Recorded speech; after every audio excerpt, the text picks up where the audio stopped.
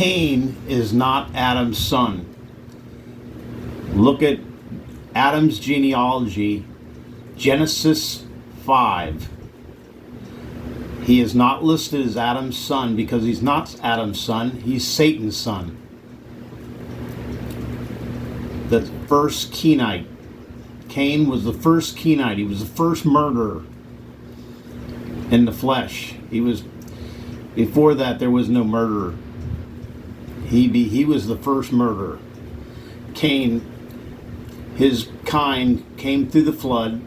They were on the ark because there was all flesh. They took two of all flesh. Well, two Kenites.